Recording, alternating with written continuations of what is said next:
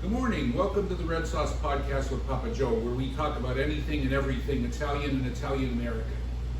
I'm your host, Papa Joe, Il Capovinaio, or head winemaker at Piazza Tellerico and Papa Joe's Wine Cellar in Pittsburgh. Joining me are my daughters, Katie, Hello. the Piazza's front-end manager and student of Italian language and culture, and Beth, our head cook, Hello. gangster aficionado, and pit fan. Hey, New episodes drop bi-weekly. So today we're going to be talking about macaroni or pasta, not noodles. This is a part two of macaroni. Part one was mostly ravioli because we had the pleasure of having Justin Evi from St. Ravioli down in Bloomfield, in Pittsburgh here. Had a very educational, entertaining conversation about ravioli, and we got into some other pastas, but we're going to finish up pasta, and we're going to get into polenta and risotto, which the Northerners like more than we do, but we like it a lot. So we just wanted to kind of recap a little bit of what we talked to with Justin a little bit. We'll kind of dive a little bit deeper into that, like Papa Joe said, but we are just so thankful that Justin took the time to come out. We had a great time with him. He seemed to have a really good time as well. I know a lot of the people on his end were looking forward to that episode of the podcast dropping. A lot of people were asking him when it would be out and everything. So, like Papa Joe said, bi-weekly. So, you'll have already listened to that one by the time you listen to this. But like Justin said, I mean, he just is so passionate about what he's doing now. So passionate, in fact, that he left a pretty good job of selling insurance to jump into the business we're in also. Don't forget to check him out. He's up in Bloomfield. He's right on Liberty Avenue up there. And he just does a fantastic job. He's so passionate about what he does, and he's really, I think he's just kind of expanded before our eyes. I mean, he started out really small, and now he's just getting raviolis to people. He can't even have a drop anymore without it just totally, selling out in like a minute or two. So just his passion for it, and him knowing, a little bit more about the actual process than we do, kind of opened our eyes a little bit. And I think he was just a great first guest to have. And we're looking forward to hopefully having him back again in the near future. And then obviously, like we said, we're going to get into some more guests as well. But thank you again, Justin. We loved having you, and everybody check him out if you haven't yet. You guys want some wine? Just so you guys know, we have some guys crushing some grapes for us. We got Rob Hasenflu and AJ Israel. They look like they have a question for us. So, no? Okay. Oh, they just want to watch the podcast live in person. Give the boys some Movedra. So, today, grab some Movedra. Today we're drinking Movedra. This is, unfortunately for you guys, not for sale at Piazza Tellerico and Papa Joe's Wine Cellar. That would be my fault. I went out to Herringer's a couple years ago. That's out in Clarksburg, California, where we get our Tannat and Tirol to Go grapes. I was out there on a quote-unquote business trip, and this was one of my favorite wines of theirs that I tasted. So, of course, you know how that works. When we find a wine that we like, we call Ron Casartano down at Consumer Produce. We tell him, hey, we need to make this. That's the origin of the Tannat as well. And then he finds us the best grape he can for it. So Movedra, he told me look no further than Mettler's for that, because they really specialize in that, along with a lot of other varietals. But Movedra is really good. So if you're really nice to me, we only have about 6 or 8 cases of it, I think. If you're really nice to me and I have a bottle open sometime, I might let you try it, just like these two. But they earned theirs today, so come in and buy dinner and maybe you'll earn yours. Yeah, I know I don't have to say this, but make yourself some breakfast. That's what we do here. Our friends, our people that help us out, they own the place just like we do. And if you don't like it, go somewhere else. Yeah. But seriously, come here. Yeah, and we also have my grandkids, their nieces and nephews come here. And again, if you don't like that, go somewhere else. We told people to do that. I think we mentioned it in podcast number 2 on Red Sauce, how Jake makes one hell of a veal parmesan. Yep. Yeah. Okay, so Katie, take it away. All right, so let's start with the brief history of macaroni. That can be spelled Macaroni. for you Americans, or Maccheroni. Macaroni. Macaroni. Yeah, we used to have baked macaroni the Italian way on the menu, and people were always asking for macaroni, so we kind of gave up on that one. But I'm still kind of surprised that, you know, after it comes out of their mouth, they don't realize that's what that is. But, you know. You know, I'm pretty sure, I think it's alla familia. On their menu, where their macaroni's listed, I think it's spelled that way. Is it? I'm pretty sure. Okay. well, you know, I mean, we always like to make fun of the Americans, but I mean, you have to understand that it's like anything. You know, as Italian Americans, we grew up with this lingo, and we know. It's not inherent, it's not inborn knowledge. So, No, it's not. So we have to give them a pass for it, even though I won't give them a pass publicly. Just don't tell them any of them that I said it was really okay if they say macaroni, because it's really not. The CH is K. Yeah, CH is cut. You wouldn't call it spaghetti. That's right. Anyway, so let's start with a definition of macaroni. At least So- I'm not saying lasagna.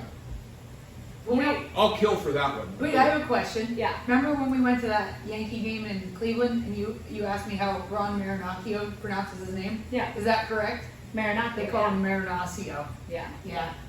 I figured that would piss you off. A little bit. He's a good relief pitcher though, so Well, that's one thing about I'll me let him though. pronounce Like, his name however he wants if he wins me a World Series. well, I was asking you what last week. Is it Trevino or Trevino? It's Trevino. Is it Trevino? Because half the people say Trevino.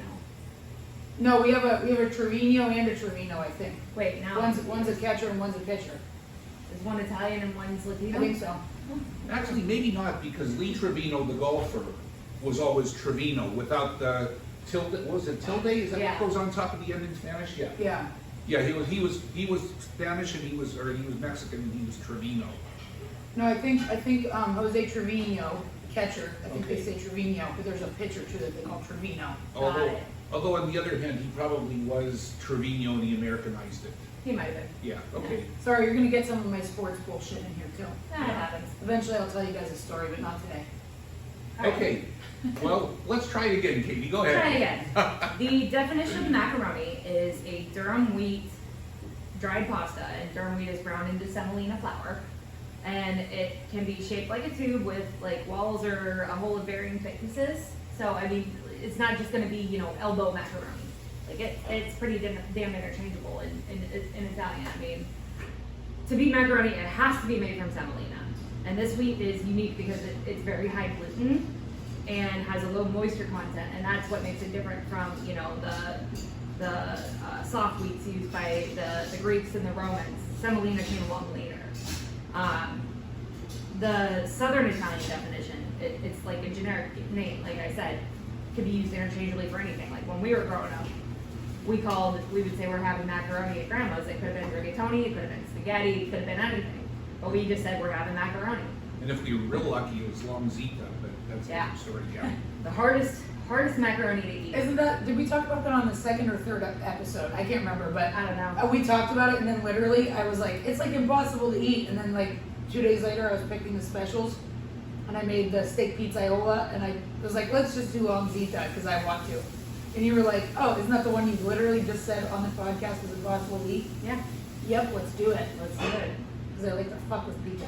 So a little bit of history. The International Pasta Organization states that pasta itself can be traced back to the origins of civilization, when man abandoned nomadic life, devoted himself to agriculture, and began to cultivate wheat, the precious cereal, which, mixed with water, could be flattened into doughs and cooked on a hot stone. Now, obviously, like I said, this is going to be, you know, made from a softer wheat. It wasn't originally semolina, and I mean, that's, you know, what it is. But the IPO also traces the word macaroni back to the Greek colony of Neapolis, which is modern day Naples, Napoli, somewhere between 2000 and 1000 BCE. It referred to a dish made from barley flour and water, and I think they call it Marconi or something like that. I don't have that in my notes. There are many claims to the origin of pasta or macaroni. It includes like the Greeks, the Etruscans, the Romans, the Arabs, the Chinese. It looks like the Arabic people had, like Arabic traders had the best claim, to that because they were the ones that introduced what's most similarly known to macaroni today. Like I said, as far as composition, you know, macaroni is semolina flour, and Southern tradition dictates that it is simply flour, water, maybe a little salt, and that's, you know, that's what's in pasta secca, which is dried macaroni. And we can talk a little bit about, like, you know, dried versus fresh pasta. Yeah. So with dried pasta, like I said, there's no egg. It's just semolina flour, salt, and water. It can be stored, because it's dry, it can be stored at room temperature pretty much indefinitely. And it's, like I said, again, more common to southern Italy, where, you know, they're working with the heat of the mezzogiorno and just preserving food was an issue. Fresh pasta is more northern. It typically contains more egg egg and more water, and it has to be refrigerated because it has egg in it, you know. But I mean, whenever we would make fresh pasta, I was reading something that says, you know, fresh pasta with egg, it has to be refrigerated. It can't just be stored at room temperature like pasta secca can. And we used to make it without the egg and dry it. Yeah, we just hang it up. Yeah, we would just hang the spaghetti or whatever shape we made and just let it dry. But yeah, I mean, the other thing about pasta fresca, fresh pasta, is that it is it's more tender. It can't be really al dente. It's really hard to get fresh pasta al dente. Probably impossible. That's what I'm pretty that's much my feeling, gathering. Yeah, I agree, because it's already soft. Yeah. Exactly. And so even if you, Try it. I think it would be, if you tried to make it al dente, the thought process would be you just leave it in for less time, but I think it would be chewy. Yeah. Yeah. So, Well, and that's why we always say, you know, people will ask us, do we make fresh pasta? And we say no, because first of all, our family's from Calabria. They use the dry stuff. let's They be clear rarely- here. Let's be clear. Fresh macaroni is good, Yeah. but just al dente is better, in my opinion. Yeah. I mean, unless it's something like, okay, like ravioli, obviously, you're not gonna make ravioli al dente, because that's not what it is. No. So ravioli, Something like cavatelli. gnocchi, or- stuff yeah. like that. It's just, that's how it is. And those are two things I also want to talk about. Okay. Well, now that I broke my record, I'm probably a full 10 minutes into without a rant. Or without swearing. Yeah, without swearing or a rant. I want to talk about when we first opened, and you know, these people do reviews and that kind of thing. And like anything else, everybody doesn't like everything. But one woman did a review and starts telling us about how one of the other Italian restaurants does fresh pasta. Why don't you do fresh pasta? Well, I'll tell you why we don't do fresh pasta. It's not Southern Italian. Southern Italian families maybe do it once or twice a year. And like Beth said, it's good. But it's not Southern Italian. It's not what we do. We also only had 3 full-time employees, so there was no time to make fresh pasta. Yeah, even if we wanted to. but now we have don't. the time and we still don't, because Right. it's not what we do. I No, mean, it's not. you know, what you have to do when you have a restaurant or any kind of business, you have to find your niche and you have to stick with it. You can't be everything to everybody. That's why we don't do chicken wings. You know, like a lot of the like they do over in Bloomfield. You know, where all the Italian restaurants have kind of evolved into something that's not really what we are. Funnily enough, Mackenzie came to me yesterday or the day before, and I didn't hear her conversation with this guy came in and then he walked right back out after a minute. And she came over to me, she goes, "Oh, what's a first?" I said, "What's a first?" She goes, "I've never been asked if we have wings." I said, "Oh, I've gotten it a few times, because people confuse us with more like American places, like Monticello's, how they're gonna have wings and pizza together and stuff like that. Yeah. That's not what we get.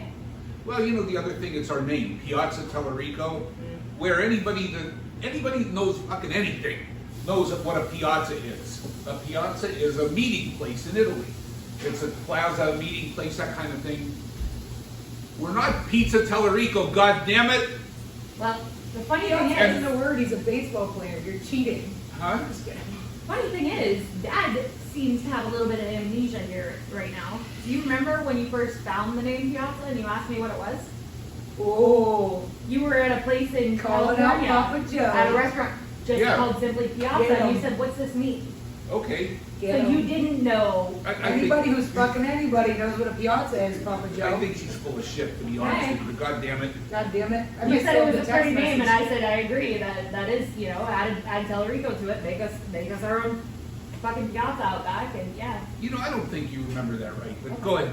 There are a lot of Whatever. things I misremember. So You know Yeah. what though? So to kind of play off of your rant for a second, there are so many people that come in here, and you guys will 100% agree with me as soon as this comes out of my mouth.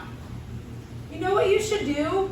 Everybody is a fucking expert. Why don't you, if you love it here so much, why don't you just come and eat our fucking food and then not tell us what else we should do? We can't do what all of Do you you, want. do you remember my job briefly at the Artsmith out in Mount Lebanon? We always said, everyone says, do you know what you should do? And our response, like in our head, was, do you know where you should go? Yeah.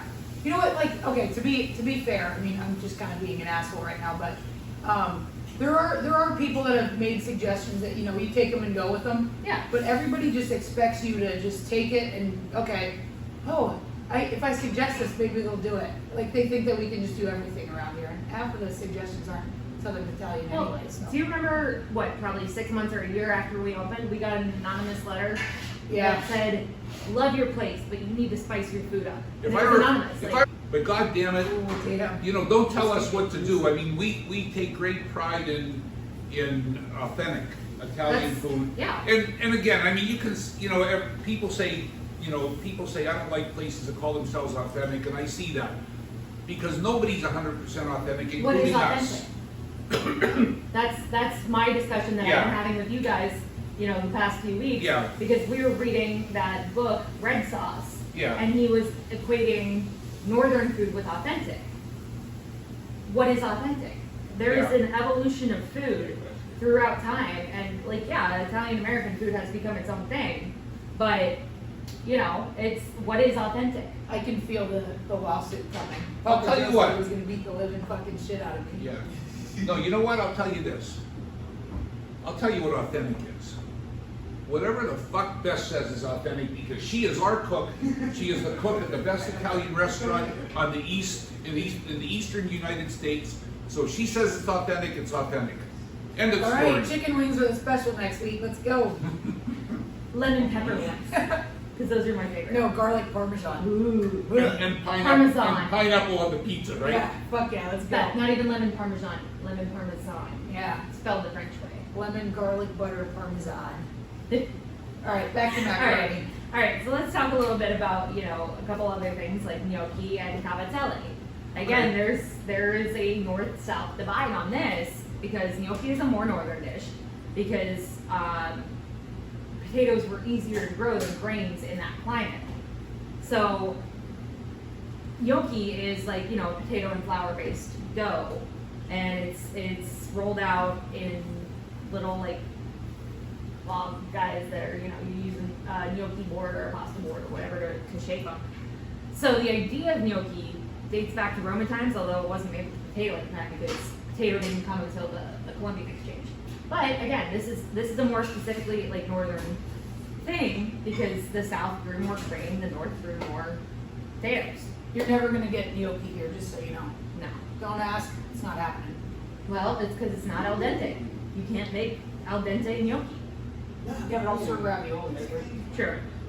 All right. So cavatelli, in contrast, is sometimes referred to as like the southern gnocchi, like the southern Italian gnocchi, because it's semolina based, just like pasta secca. It's formed much the same way. You're rolling it out and you're rolling it on a little pastry board to give it its shape, or making it. Hey, hey. Anyway. The origins of cavatelli are pretty unknown, but it was popular with the royals of the Kingdom of Naples as early as the 12th century. So that's the origin of cavatelli that we know of. Your family used to make cavatelli, right? Well, you know what? Your grandmother, my mom, never made it. Well, My grandmother, I can maybe remember her maybe 3-4 times in my life that I can remember. Grandma said, and it was Cavatels because they were they dropped the vowel because they were Southern Italian. And Grandma Tellerico used to make Cavatels, but not very often. And it was even less often than she made homemades. She called them homemades. Right. Homemade macaroni. Yeah.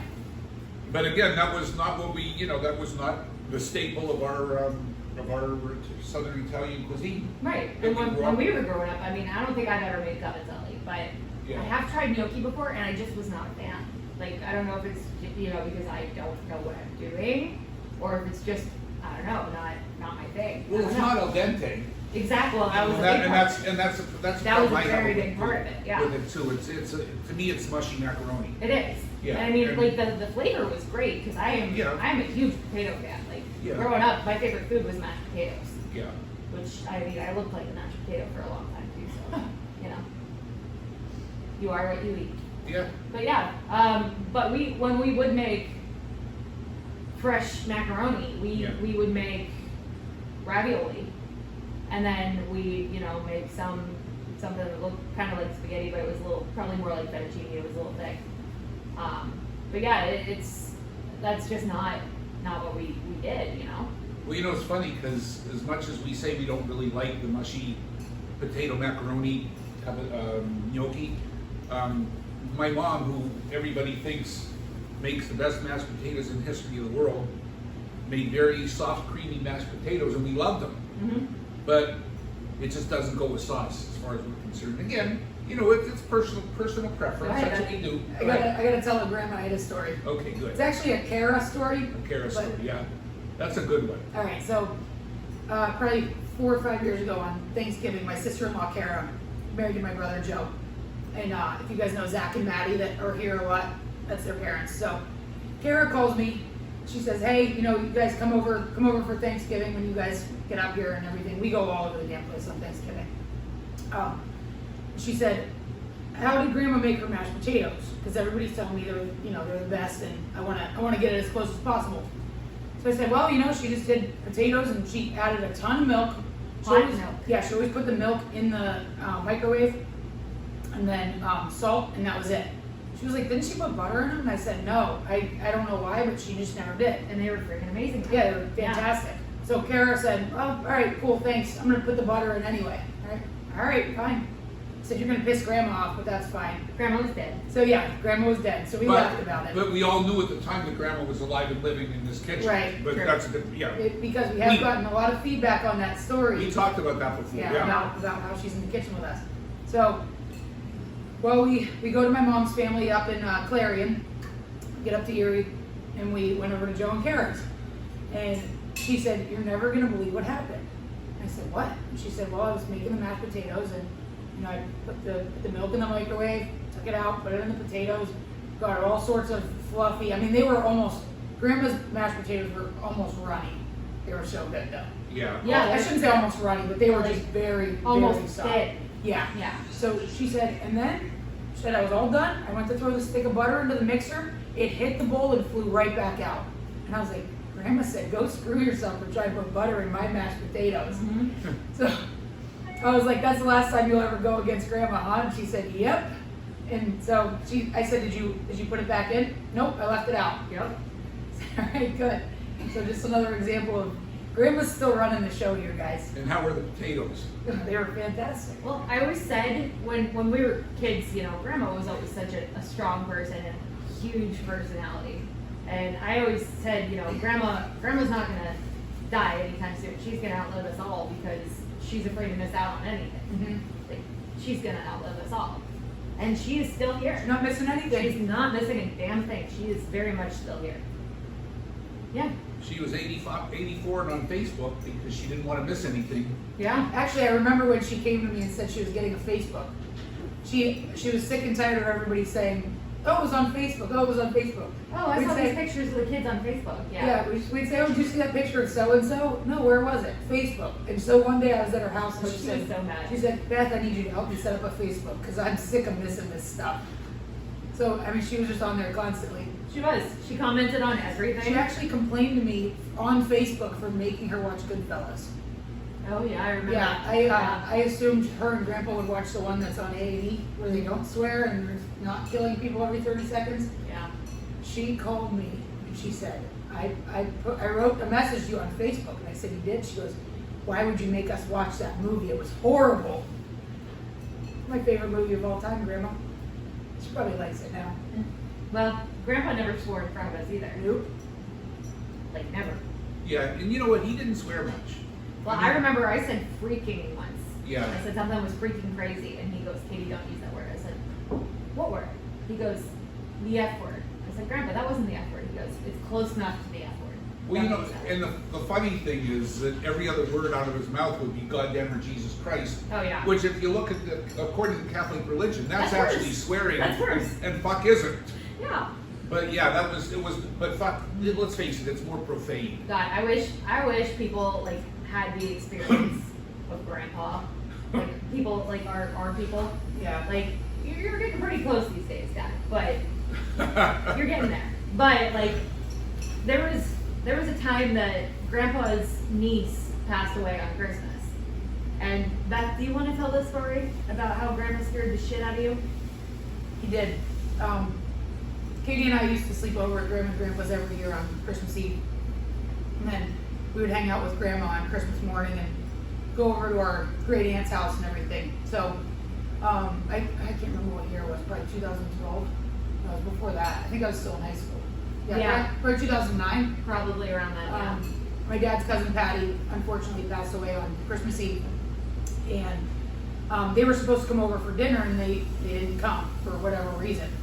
So we get a phone call the next morning. Hey, can somebody go let him in? Hey, Can you let him in? Sorry, Kirk's gonna walk by. go ahead, walk by. We'll pause for a second. Thanks, Tim. This is what happens when we do it right in the restaurant here. Especially when we're supposed to be open in 50 minutes. Yeah. A little wave when we're by. Okay. Captain Kirk. Go ahead.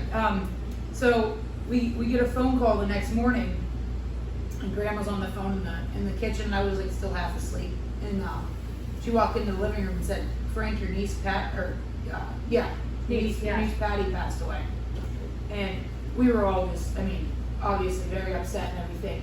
And Grandpa was sitting in the chair, and he's staring up at the ceiling, and he's shaking his head, and he just said, "Why don't you just take me now? Why did you have to take her? Why can't you just take me?" And he started to get a little bit like it was scaring me. A little dramatic. Yeah, and it was a lot. It was a very heavy morning, obviously, and he just for I swear like half an hour just staring at the ceiling, like yelling at God. Yeah. And I never heard Grandpa talk to God before. Right. But so I called my dad and I was like, "Dad, I'm like, Grandpa's scaring the shit out of me." And he was like, just relax, it's all gonna be okay, all that. And then he told me about a time. How old were you when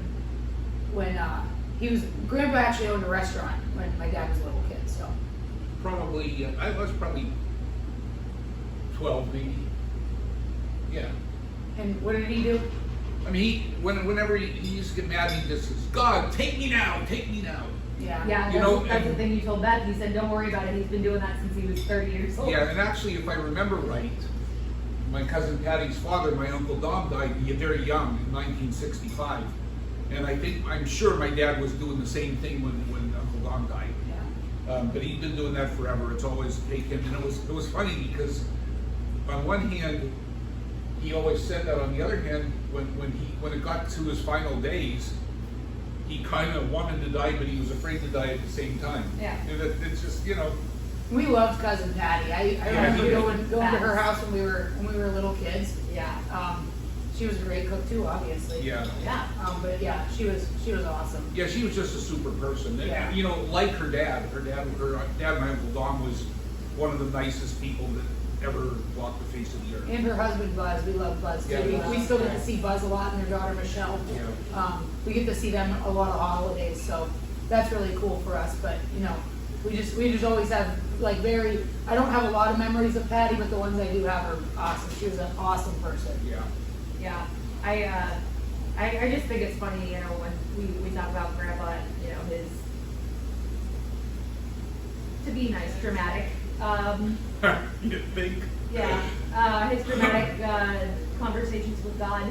It's funny because we watch The Sopranos and we see Livia saying stuff like that, and we're like, must be an old Italian thing. Yeah. And like most Italians, he wasn't particularly religious.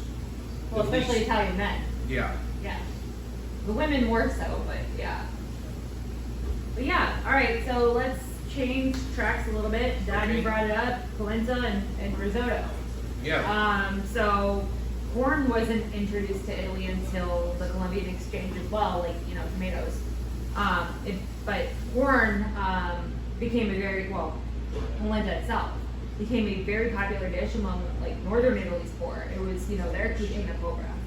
And unfortunately, at one point, it actually led to, like, a deficiency disease called pellagra, Okay. Yeah. because that was all they were eating. That's all they Yeah. could afford.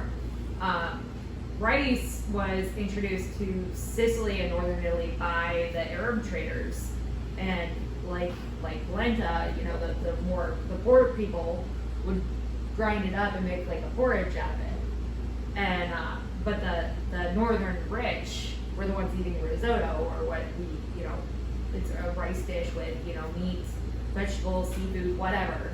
That was more northern, like more northern rich thing. Yeah. Yeah. No, I think you got to back up a little bit because probably 70% or more of our viewers don't know what the hell cucina povera is, My apologies. That would be poor people food. or peasant food as we Peasant like to food, call yeah. it. But Yeah. basically, cucina povera. There's a whole bunch of different things that you could make, but polenta is one. Actually, macaroni is a cucina povera. Yeah. Larry used to do a potatoes and what did he do? Potatoes and something else. We called it povera. I'm drawing a blank. Yeah, but anyway, I mean all the cheap shit. But then you throw together all the cheap shit and you make something fucking awesome out of it. Pretty Well, much. It was probably there's a macaroni dish. It's just, I think it's just macaroni, and then I think you boil potatoes and throw them in there. Yeah, I think that was his povera. And then there's I think you just throw like either tomatoes in it or just whatever you want. But I wouldn't be surprised if David Rocco had a cook like recipe for something like that, because he does a lot of like cucina povera. Yeah. Michael Imperioli talked about that on the Talking Sopranos podcast. I think it was the same thing. Oh really? Yeah. Pasta fagioli is a classic cucina povera. Yeah, absolutely. I mean, basically, if you make it like we do, it's macaroni and beans. That's what I mean. That's what my dad used to call it around the Americans, macaroni and beans, and that's all. That basically macaroni, beans, tomato paste, olive oil, salt, pepper, and I think maybe Spaghetti. a little, and basil. I mean, that's all that was in it. That's the classic Calabrese pasta fagioli. It's Well- very simple, very cheap, and awesome. So I sent you guys a picture last week. What's today? Today's October 1st. So last week my mom and I went up to New York because I'm a big Yankee fan. Aaron Judge was chasing number 60 and 61. So I'll keep this short for now. But I was on Mulberry Street because I got to get to Mulberry Street. I was thrilled because the San Gennaro Festival happened to be going on. I'm super jealous. It was of a this really last minute trip, and I just happened to look because I know it's always in September, which, by the way, their San Gennaro Festival kicks the shit out of Pittsburgh's Little Italy Festival. Well, I saw one place that had something that wasn't Italian. I'm pretty sure it's a 10-day festival too. It is. There was one spot that they had like a vendor that had, and it wasn't even that far off. I mean, it was like funnel cakes, French So, fries. I mean, I was gonna say, funnel cake is close to the idea of Zeppelin. Right. The same place actually had Zeppeli also. Well, there you go. I almost entered a Zeppeli eating contest, but I didn't. You should. Zeppeli eating contest that will be on Canal Street in 10 minutes. But anyway, so I was at one of the places there. What was the name of it? I'll think of it. I ordered pasta fagioli and a glass of Merlot, and my pasta fagioli came out and it had spaghetti in it. And I was texting them, and I'm like, guys, look. Yeah. I was like, just when I finished talking about putting spaghetti in the pasta fagioli, I come up to New York and we talk about how authentic they are. Now, they did a few too many things in that for me, but they were still simple things, so it didn't ruin it. It was still very good, but there was, instead of just bean cannellini beans, tomato paste, they also threw in some celery and they had some kale in it too, which not a huge deal. It was still very good. Was but it kale or was it escarole? I think it was. I think it was escarole. Okay. Yeah, but again, still very good. But we're not the only ones that put spaghetti in it. Yeah. They had ditalini in it too. They had both. Ooh. Yeah.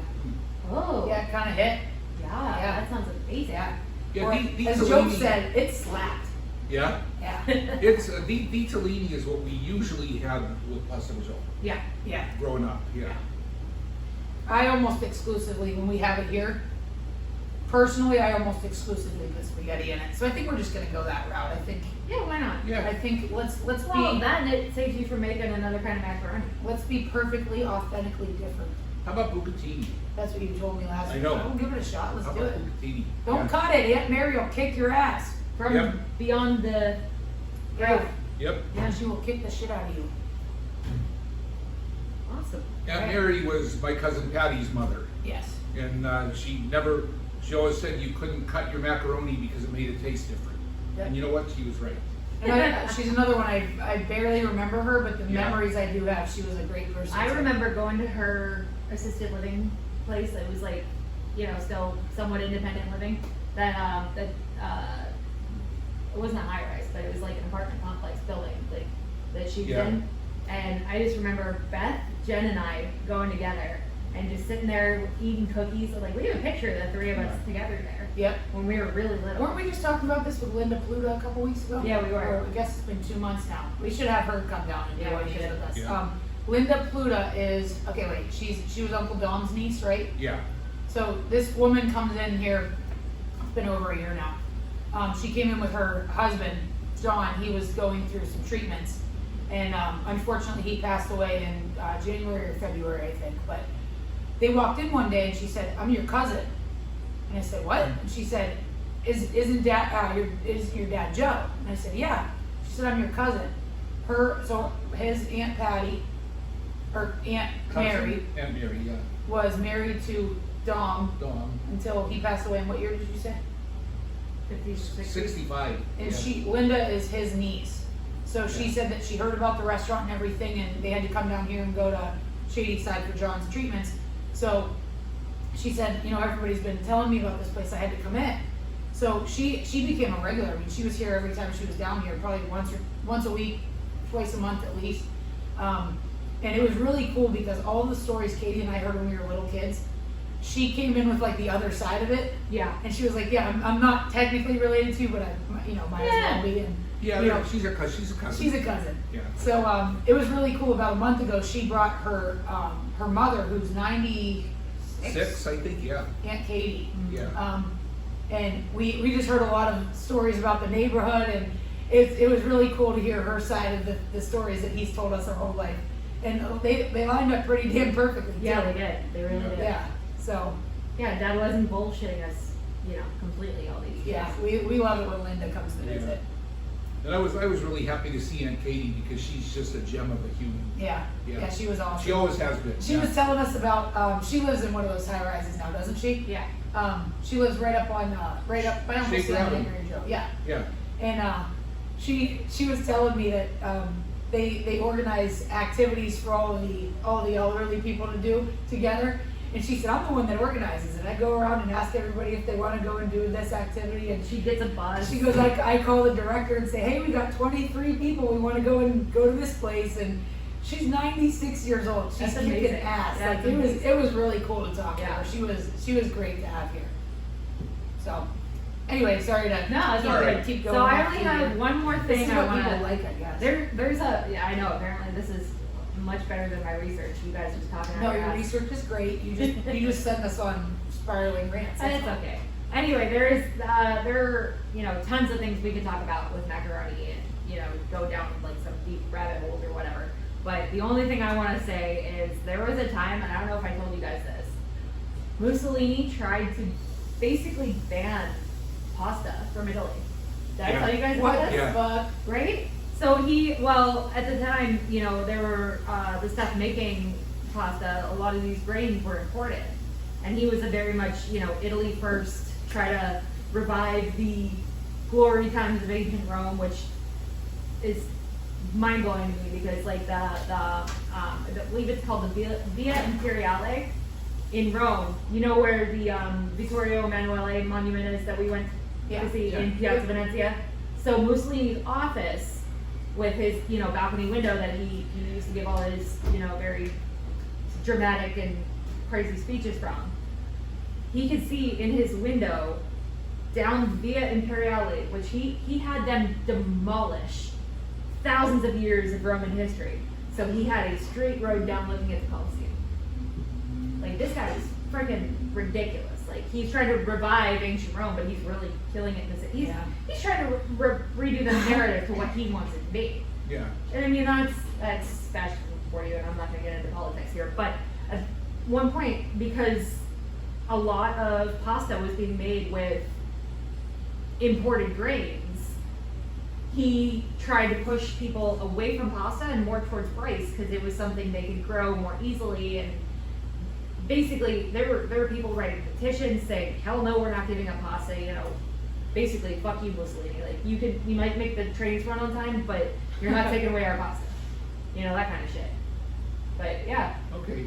That was my only other fact to, there was a point when, it was mixed with futurism and this crazy guy that, he started it and Mussolini eventually distanced himself from it because this guy was calling out the Germans and, that was Mussolini's ally at the time, so, Yeah, so we probably should get back to the polenta. I was just going to say the same thing. Let's do that. All right, let's get back to polenta. Polenta is a very versatile grain. It is. Well, if you, as Katie was saying, it wasn't always corn because the Italians didn't have corn. It may well have been, it was probably flour, probably wheat flour at one time, and it could have been a whole bunch of different things. Probably the macaroni that came from Asia may well have been rice pasta. Very well likely. Because they did have it in China too, and they sure as hell didn't have wheat pasta in China in the 10th century. But anyway, polenta. As a kid, I never had polenta, or I never remember having it. My mother said she made it once or twice. But until I came to Pittsburgh in 2000 or so, I never ate polenta. No, I think the first time we ate polenta was in Chicago. Yeah. When we were headed out towards that Green Bay game, Yeah. And then so that would have been That was 2009. Yeah. Because I was in college at the time. And then I went home and bitched out my mother. I said, "You never made me polenta." And she said, "I never made polenta." And again, I didn't know it at the time because I was a stupid Italian American, and I hadn't learned all the good shit that I know now. Listen, now I'm the authority on all this stuff, and uncontested. Uncontested. I don't remember what the name of that restaurant was. Do you? No, I can't remember. It was So good. we were on the way to Green Bay. It was me, Katie, Papa Joe, and our brother Tony. And we just had Papa Joe order for the table. It was family style. Yeah. So we're all drinking wine and all this stuff. I don't even think Katie and I were 21 yet, so maybe we won't throw the place under the bus. But Oh, that's how Italian restaurants are. anyway, so he ordered the polenta, so we had that, and then he ordered pasta carbonara, which they made in front of us. When they cracked that egg into the hot macaroni, I thought Tony was gonna throw up. Yeah. So the next day I didn't feel good, and he goes, "It's probably that egg that they just put right in our macaroni last night." And I was like, "No, that's cooked, dude." And he was like, "Yeah, but just looking at it made me a little ugh." But so yeah, like I think that time we had creamy polenta, didn't we? We did. Yeah, you know what? They put mascarpone in it. Yeah, they said they that's did. what he Yeah. that. Yeah. But so the thing is though, I think that what was the thing? And they had it with ground sausage and sauce. Yeah. Yeah. Simple and awesome. Mm-hmm. Oh, the thing is, you can make polenta 100 different ways. Yeah. They actually, I know people, and I think I want to do this sometime. People actually like have parties where they make as many different kinds of polenta as they can. So Okay. like, That sounds amazing. like you would do like, okay, like creamy polenta, but like a lot of people get like a wooden board Yeah. that's, like oiled and everything, so it's not gonna give you splinters or anything. Like a this. cheese board or Like something. this. Yeah. And they'll make the polenta and they'll make it a little bit, still a little bit runny, not quite done yet, because it sets up after it cools. And they just dump it on the board. Mm-hmm. And I'm then pretty sure that's what that restaurant in Chicago did. and they just cut it, and then they throw it on your plate, and you put whatever you want on it. But we've done it here a bunch of different ways. I've done fried polenta where I literally like cook it, throw it in a sheet pan, and then I cut it when it's cold, and then bread it, deep fry it. That's pretty good. That one's been very, very common. Yeah, you can also do it where you do the same thing, but you don't fry it or anything. You just cut it up and then warm it up a little bit, but it still stays in its form. And then you put sauce on it. We also do it just straight up creamy, where you make it to order, dump it in a bowl, put grandma's sauce and meatballs on it, or I've put Richie's sausage on it before with some grandma's sauce. We've done the vegetarian option with pomodoro on it. I think we had it on Arthur Avenue one time where it was just cut and they put balsamic glaze on it Yeah. with that with Romano, or not Romano, with shaved Parmesan.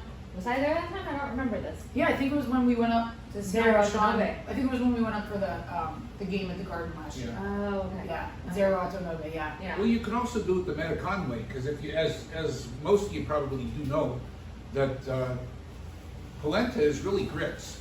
Yeah. It's there maybe, I think the polenta is a little more coarsely ground, but it's really the same thing. So you could do it with butter and syrup. And I've never had that, but I bet it would be real good. I don't think grits is corn though. No? Actually, it is. Oh, it is? It Why is corn. Why is it white? There's a white. Yeah, there's a white There's corn. also a white polenta too. Oh, I didn't know that. But anyway, Learn something new every day. speaking of that, how do you make your grits? Regular, creamy, or al dente? No self-respecting Southerner uses instant grits. I fuck with grits. I love grits. They're like, Yeah. Where did you get your stove? From the same guy that sold Jack his beanstalk? Yeah. I'll have the breakfast. My cousin Vinny. If you haven't seen it, you're wrong, first of all. It's the best movie ever. Get the breakfast. Now I ask you, would you give a fuck what kind of pants the son of a bitch who shot you was wearing? All right. Best line ever in a movie. Seriously. Alright, so yeah, wait, so I know you said you don't remember your mother making polenta, but didn't you say that she told you when she did make it, she bought the log? And Yeah. you cut it and put syrup on it? Yeah. I think that was after you had moved out, because she was talking about it later on. Okay. With, like, she would make it. You for didn't grandma. already say that, did you? No. Sometimes when you guys are talking, I'm thinking about what to say back, and then I lose you for a That's second. called ADHD. What are you gonna do? Okay. And did we really get into risotto? We did. We but did a little bit. I think we kicked the shit out of polenta, so and we're probably running Hold on. within let 10, me go to 15 the minutes. tape. 10, 15 minutes from the end. We got 11 and a half. Okay, so let's get into risotto. I'm gonna say, and I'm not typically a cocky person. She's the best person to make risotto. I make a fucking phenomenal risotto. Yeah, she does. It's a sausage risotto with chicken broth in it, and it is freaking amazing. Well, you know, Doesn't all risotto. risotto have chicken broth for the most part? No, I mean it can be made. I've made vegetarian. Like even my vegetarian one is amazing. Oh wait, that's Yeah. the mushroom artichoke one. That's is that, mushroom is that artichoke vegetarian? one. That is vegetarian. Because I've gone out of my way to make sure So- we have a vegetarian option or a vegan option. All right, so the basics of risotto, we use a Oreo rice because it's a thicker grain rather than like long grain rice. It's a thicker. It's meant for risotto, honestly. Creamier. Yeah. Yeah. And then you got to put a little butter in there because it makes it creamier. When I make mine, I start with a chunk of butter, like a decent sized chunk of butter, and some olive oil because I love the taste That's of what I olive do oil. too. Yeah. And then I will saute the rice to brown it a little bit, Yep. and then add the broth. Yep. Yeah. All right, let's make Papa Joe uncomfortable. Oh boy. He puts onions in his risotto. Do you? No, I don't. No? I don't know why, but like I feel like it would be a good addition, but I don't do it. I do most of the time, I would say, but I Every just had to time- call Papa Joe out after. Every time I make it, I think about it and I'm like, shit, I forgot to put onions in this. This would have been a good addition. What am I doing? You know? So why can you put onions in risotto and not in sauce? Because there's no tomato in the risotto. Okay. There are What if some. you put tomatoes in it? Yeah. Are you not allowed to put onions in it? Well, because, I mean, it's too many flavors. That's what I always say about keeping things simple. Let's make them uncomfortable again. What about your beef soup? Tell us what you put in your beef I soup, put an Papa onion. Joe. I put onion in the beef soup And Huh? Tomato. and tomatoes. uh-oh. Come Gra- after him, guys. My grandma Tallarico did it, so it's okay. Fuck them up, guys. That's That's an acceptable exception because my grandma I told me. think he's turning a little red. A little No, bit. I'm not. He's turning red. uncomfortable. He's No, got I'm not two sure. assholes on either side of him, just like harassing the hell out of him. That's okay. That's what Gotta that's put what him I'm on here the for. spot and see how he responds. You have 7 asshole children. You really I know. do. I really do. You're Yeah. responding all right under pressure. You did Yeah. okay. Of all of us, though, I feel like Matt's the least asshole of all of us. Just saying. Depends on the day. But yeah, dad just like you bring up these ungrateful shits and then they just roast you. Like what the That's hell? okay. What the That's hell? what. Hey, listen. That you learned from the best. Yeah. Not We me. My dad. Well, it's so funny because we talk about, Zach, he's 16 now, and he has had our family's sense of humor, like Joe's, yours, Grandpa's, like his entire life. Like, there's the one day he's in the back with Beth and she's talking about getting tickets to something. He Go ahead. basically he said, I told him I know people. No, you said I know a guy. Yes. And he goes, you know all kinds of guys and you're not with any of them. And I was like, oh wow, thanks. Thanks, buddy. Thanks. Yeah. But you're like, that's the little shit that he's always been. Like, there was a time he had a haircut when he was like 5 or 6 years old. And Danny said something to him. He's like, hey, Zach, I like your haircut. He goes, hey, Uncle Danny, you're bald. You want to borrow some hair? And like, he was like 5 or 6 at the time. Like, he's just such a little smart ass. He has that, like, we're all Yeah. sarcastic assholes. And we get it from you and Grandpa. It started out with Papa Kurt's dump truck. Oh my god, that is an amazing video. Zach had a little bit of a speech impediment, and it sounded like When he was 4. yeah, So yeah. yeah. He sounded like instead of saying Papa's dump truck, it sounded like Papa dumb fuck. Papa Kirk. Yeah, Papa Kirk dumb fuck. Yeah. It was great. Papa Kirk dumb fuck. Yeah. Oh my god, those YouTube videos will last forever. What's up, Yeah. Papa Kurt? Papa Kurt dumb fuck. But anyway, back to the risotto. That's another thing that, and again, that's northern, and it's something that I never had when I was a kid. I think the first time I had risotto was at Enrico's, Probably. and that would probably have been in maybe 2004, 2005, or something like that. And I loved it. The first recollection I have of going to Enrico's was 2008. Okay. That was when we went in for bread class. I was 18. All right. That was probably 2009, Yeah. 2010. Yeah. Okay. But these kinds of things just go to show you that the things that we tell you guys that like, all right, so risotto, polenta, they're the northern dishes. There's a reason he was 50 years old before he tried all this stuff, because that's just not what your family did. Right. Well, it's regionalism. I mean, Right. like I said, before, unified Italy didn't happen until 1861. But if you go over there, they're really not unified. Like Right. they're still very regionalistic. Like over here, we're like, yeah, I'm Italian. Over there, it's I'm Calabrese.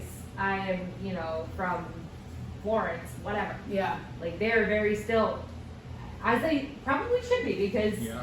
unification did not do shit for the South. They exploited the South to make the North better. That's why we hate the North. That's why we hate the North. You know what? That's why hated I the don't. North. That's why I don't like Mussolini. I don't like Christopher Columbus. And I hate actually, Christopher Columbus. He's you know- from the north. yeah, exactly. I agree with Furio 100% on that one. You know, if you really want to know, I mean, That's coming up next week. and I don't understand the infatuation that Italian Americans have with Columbus, because most of the Italian Americans in this country are Southerners. Christopher Columbus was from Genoa, which means basically he was French. He was a terrible person. Yeah, he was a terrible person, but he was also French, and he sailed for Spain. We just said we weren't going to get into So why politics. the There hell? we go. No, this isn't politics. Hey, at least This he is- wasn't Irish. So Oh, anyway, I have this proposal that nobody ever listened to, but I think Columbus Day should be renamed Yogi Berra Day. See, there was me being more, like, hey, we're going to celebrate a great Italian American. Why not Fiero LaGuardia? Because everybody loves LaGuardia. Everybody loved LaGuardia, but you But know what? I get it. Everybody loves Yogi too. But Yogi, LaGuardia is so far out of the way. but LaGuardia was also like probably got to be middle to upper class. Yogi, even though he played baseball, Yogi was like Man of the people. the guy across the street. Yeah. And I mean, Yogi was I'll tell you what, Yogi reminds me, personality-wise, of my grandfather. Everybody loved him, never said a bad word about anybody, was just a blue-collar, hard-working son of a bitch. And he's what all of us should want to be, all of us All right, Italian we're Americans. gonna start a petition to change Columbus Day to Yogi Bear Day. Let's do it. But anyway, don't take this for what it's worth. I mean, you know, I'm not going to get into the Columbus versus Native Americans shit, you At know. least not today. But because I'm a very proud Italian American. But of all the Italian Americans or pseudo Italian Americans to use as our idol, Columbus is not the right one. Leave it at that.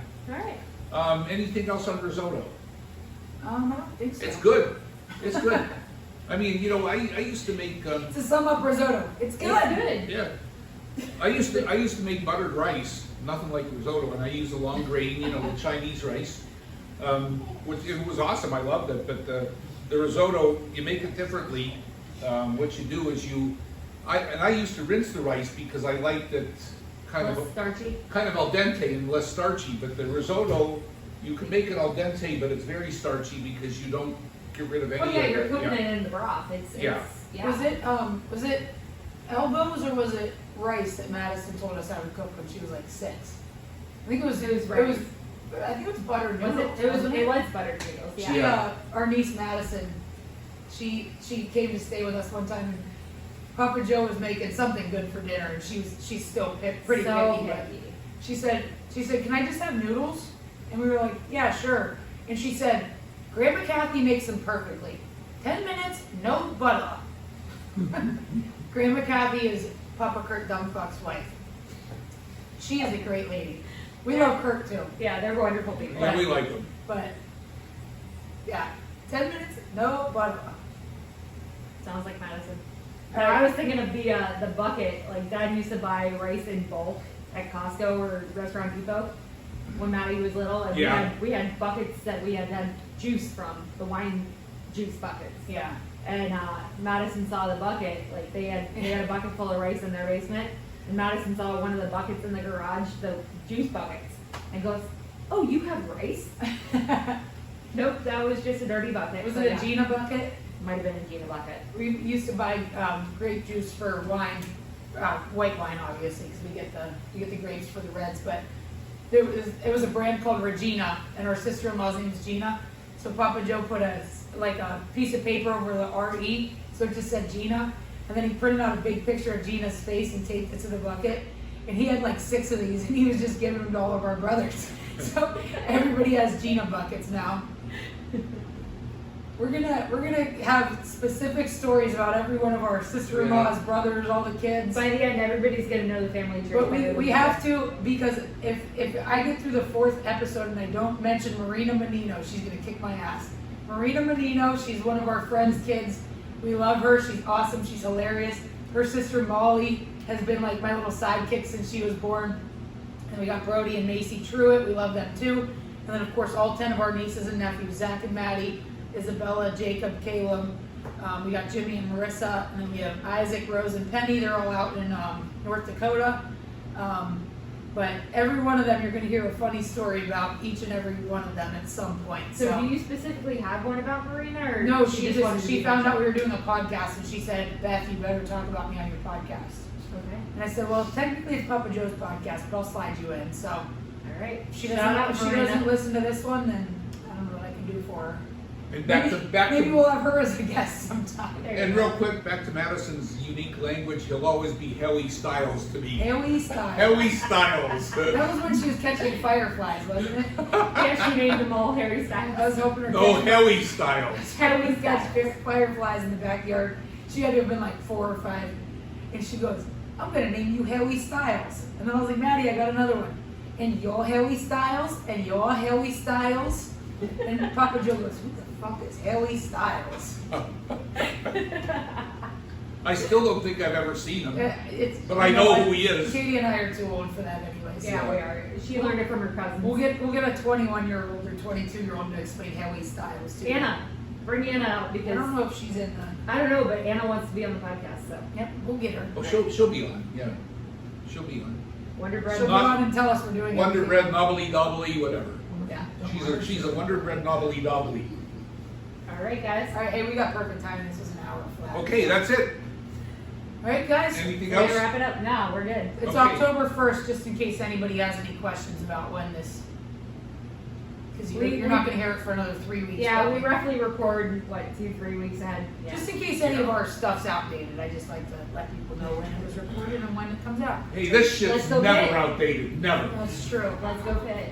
Hail to Pitt! Beat People, Georgia Tech. people will be watching this in 2089 and it'll still be fucking fresh as today. Oh wait, I have to say one more thing. Remember in the first episode we talked about finding that one random person from Kansas? We found him. We found her. This couple was in here the other night. Not a couple. It was two women that work together. The one lives in Allentown. The other lives in, I think she said Kansas City, Kansas. Yeah, because it's split, It was right? Kansas. Yeah. She said she's from Kansas City, Kansas, and I was like, oh my God, you should listen to our podcast. And I didn't tell her about the random person from Kansas that I wanted to discover us. But if she listens, found us. she's gonna find out it's her. It is her. Can't remember what her first name was, but I think she left us a review the other day. So we'll see if we So can we'll find her. and shout her out and tell her she's our person from Kansas. So Hey, thank let's. You know what? Let's close. You know, we're always so big on Reggie Miller's been here and Wes Durham from the ACC Network. Yeah, Wes was just here last week. And the CBS team. But every once in a while, somebody comes in that's actually extra special that nobody's probably ever heard of. And we had Rich and Carol Scalgione here Yeah. the other night from Oh, Philadelphia. They come here. They found us by mistake. At Easter time. Yeah, they live in the Manayunk section of Philadelphia, which I love Manayunk. I used to, when I went to medical school, I went to the Osteopathic College in Philadelphia, and I lived in Conshohocken, which was up north, and Manayunk was in between. Manayunk is actually probably as much of a Lawrenceville neighborhood as you get in Philadelphia. It was a really great place. But these people are awesome. They come in and, you know, because they're Italian and they see the authenticity, you know, that all our food tastes like their home. And they were just nice people. And we just really enjoyed talking with them. And sometimes, you know, it's not the Reggie Millers of the world. Although it was nice having Reggie too. Reggie was pretty freaking awesome. Yeah. Yeah, no, they were really cool, and they actually, he didn't toot his own horn here, but you should have. The first person to ever ask for a picture with Papa Joe was Carol Scalgione. Yeah? She said, "Oh my God, this is Papa Joe," because you didn't meet them last time they were here. No, I didn't. Yeah. And actually, they were here twice in one day because they not stumbled, but they just kind of stumbled upon us just on a walk. They found us and they loved us, so they had lunch with us, and then they ended up coming back for dinner. And they came in the other night, and I'm sitting in the kitchen watching Aaron Judge once again. And actually, Rich is a big Yankee fan, so he was coming in and watching Judge's at bats with me. And he walked in, he was just looking at me, and I was like, why does this guy look like he knows me and all this stuff? I recognized him too. I was like, I know this Yeah, guy. I couldn't figure out where I knew him from, and I didn't want to be rude and ask, why do I know you?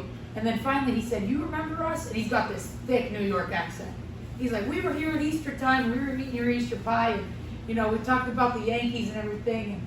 And so she said, I said, this is my dad, this is Papa Joe, he makes the wine. And she goes, oh my God, we need to get a picture with Papa Joe. And I said, you know, it's funny, I used to joke with people and tell them they could take a picture with Papa Joe for $1. And I said, ironically enough, nobody took me up on it. And I said, at this point, I think he needs to pay you to take a picture with him. Yeah. So they took a picture with him. We'll get that up on our Instagram page. And then You were there. and then they said they had to take an Uber back to the end of the strip district. And I said, you're taking an Uber back to the end of the strip district? And they said, well, yeah, it's nighttime. I don't want to walk. And Katie goes, I think you just found your Uber. She goes, Beth, get out of here. So I took them home, and you know, they're just really cool people. So You know we what? love having them. I do have to say real quick, this is funny to me because this is the stereotypical Italian goodbye. You say goodbye 15 times before you actually end the podcast. Yep, this is what we're doing. Yeah, you know, and the thing is, Hopefully you didn't stop listening 5 minutes ago. when I saw them, I didn't meet them before, but I swore I knew them. Yeah. Oh yeah. And you know what? It's And funny they keep saying because- every time you come to Philly, they're like, you're not staying in a hotel, Yeah. you're staying with us. Yeah, they're just really down to earth, cool people, and they're like us. Yeah.